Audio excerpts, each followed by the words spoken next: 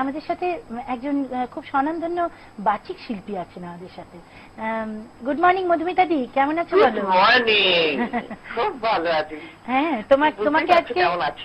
তোমাকে আজকে অনুষ্ঠানে পেয়ে আমাদের খুব ভালো লাগছে, বিশেষত আমার তো খুবই ভালো লাগছে। আমারও। আচ্ছা, আজ জ্যোতিদা আছে, বলো। দেখছি বলেই ফোনটা করেছি। আচ্ছা, গান ভালোবাসি আর তোমাকে যে কতটা ভালোবাসি জ্যোতি দেওয়ার হিংসে করতে পারি না, একদম না, আমাকে তুমি আমার মতোই ভালোবাসবে, হয়ে গেল। দুজনকে দুজনের মতো। এবং জ্যোতিদাকে অদ্ভুত ভাবে নতুন করে ভালো লাগাটা আবার তৈরি হয়েছে। আচ্ছা, ঠিক গত বছর পয়লা মে, মানে আজ বাদে কাল পয়লা মে, গত বছর ওর গান শোনার পর যে কথাটা বলছিল না, আমি একটা জহুরিও হয়ে যাচ্ছে, কিন্তু আমি বলেছিলাম তোমায় আর ঠেকায় কে, এবং সত্যি সত্যি একেবারে একদম মানে তোমার এই ভালো লাগাটা সত্যি জ্যোতিদার ক্ষেত্রে খুবই। জ্যোতিদা শুনছে, তুমি বলো। এত গুণী একজন শিল্পী, এত শিক্ষিত একজন শিল্পী, যাদের পরিবারটাই তো গান বাজনার এমন ধারা। তোমাকে যেমন যতই বলা হোক না ভুলভাল করো হবে না, এই জন্য শিক্ষার দরকার থাকে, এবং আমরা এটা খুব পছন্দ করি।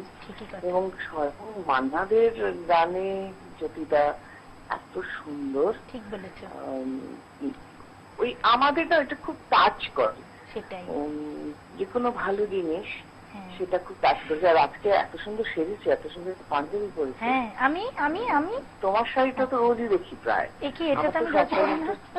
সকালে উঠে কাজ আমার মানে একদম ব্রেকফাস্টের মতো।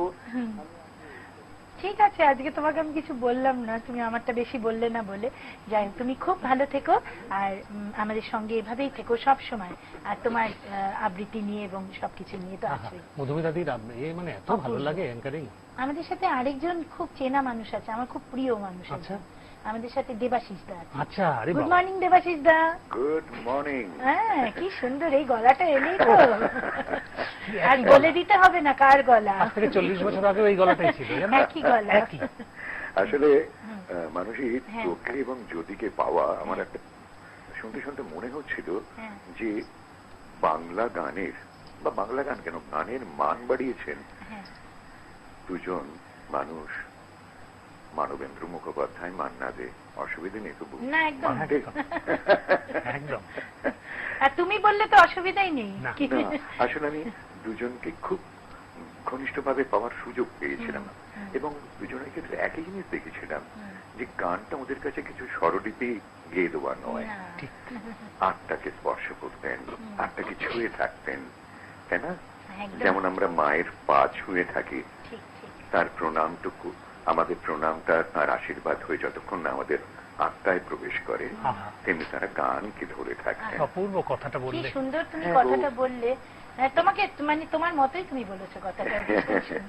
না রে মানুষের দেখ, এমনি এই তুই যে বেড়ে উঠেছিস, কত ছোট থেকে তোকে দেখার সুযোগ পেয়েছি, তোকে ঘিরে দাদার কত স্বপ্ন দেখেছি, এবং মান্নাদের মতো মানুষ যিনি নতুনদের কি ভালোবাসতেন তা আমি তো জানি।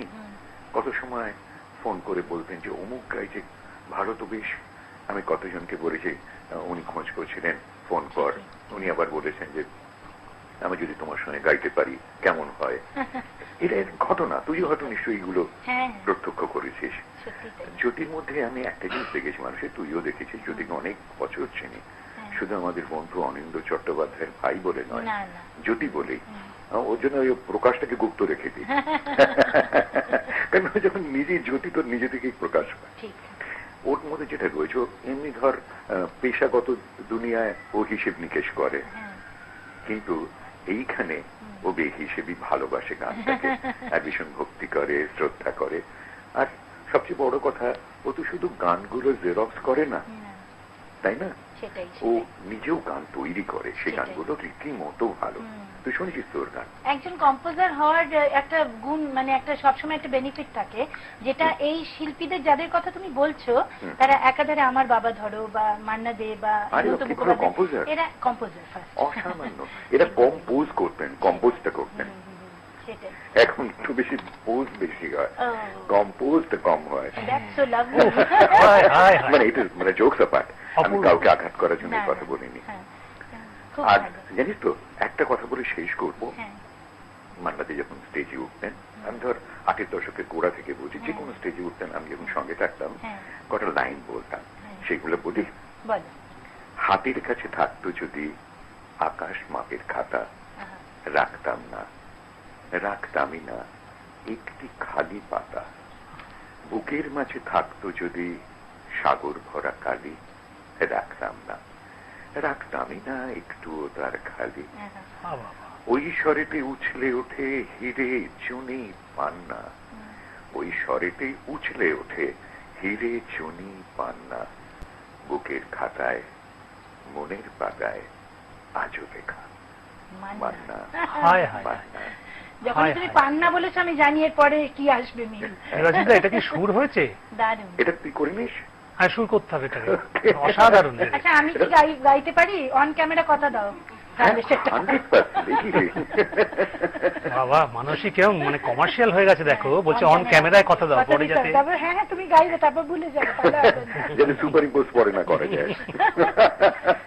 দেবাশিস, আজকে সত্যি তোমাকে আজকে সকালবেলা পেয়ে আমাদের এটা একটা মানে দারুণ পাওয়া হলো। আমাদের খুব ভালো লাগলো এবং তুমিও খুব ভালো থেকো। আবার খুব শিগগিরই দেখা হয়ে যাবে। গান ভালো থাকবে, আর গান ভালো থাকলে মানুষ শান্ত হবে, পৃথিবীতে শান্তি থাকবে। একদম।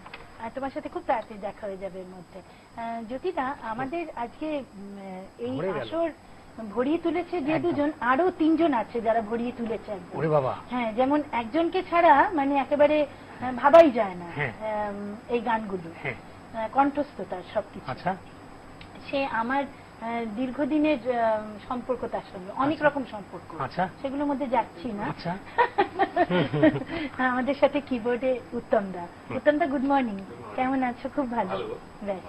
আর উত্তম দা যেখানে থাকে সেখানে যেরকম পরিবেশটা মজার হয়ে যায়, আর তেমনি উত্তম দার মানে কোনো পার্ট বলে না, কোনো না, আমি জানি না কি করে ওর কি মানে উত্তম থাকলে সর্বময় উত্তম হয়, সর্বোত্তম। যেরকম তোমার নামের সাথে জ্যোতির সঙ্গে প্রকাশটা দরকার ছিল না, এক্সট্রা।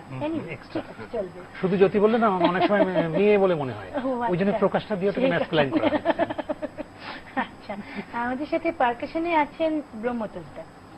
না, হচ্ছে তপন কুমার বক্সী, মানে তপন দা ব্রহ্মতোষ দাকে নিয়ে কথা বললাম, ব্রহ্মতোষ দার সঙ্গে বাজাতে এসেছিল। ও, সেই কারণে। আচ্ছা, তো তপন বক্সী হচ্ছে হেমন্ত দাস তো বাজিয়েছে, মানে খুব পুরনো কিন্তু। আর তবলা হচ্ছে পার্থ মল্লিক, আমার দাদার ছাত্র, অনিন্দ দার ছাত্র। খুব ভালো।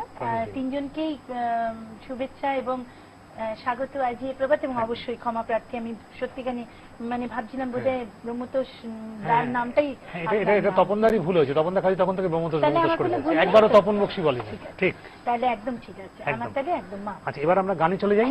সুধীন দাশগুপ্ত।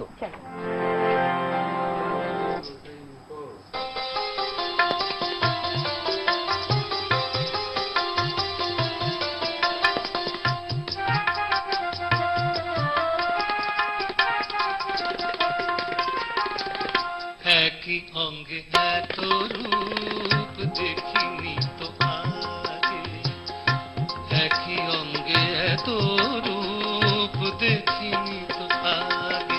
তার সোনা অঙ্গ দেখে যে, তার সোনা অঙ্গ দেখে যে সোনারও সরম লাগে।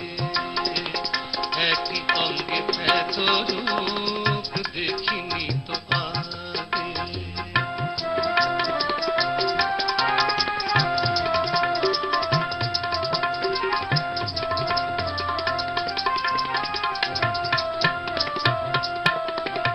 পদ্ম ফুলে ভ্রমর ভোলে কেমন মধু তার, এমন মধু বধুর মুখে সেও মেনেছে তার।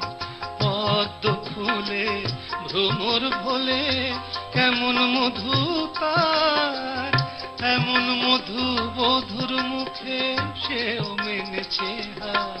তার চরণ দেখে নূপুর হতে মরমে সাধ জাগে, তার চরণ দেখে নূপুর হতে মরমে সাধ জাগে। সোনারও সরম লাগে। একই অঙ্গে এত রূপ দেখিনি তো আগে, দেখিনি তো আগে, একই অঙ্গে এত রূপ দেখিনি তো আগে।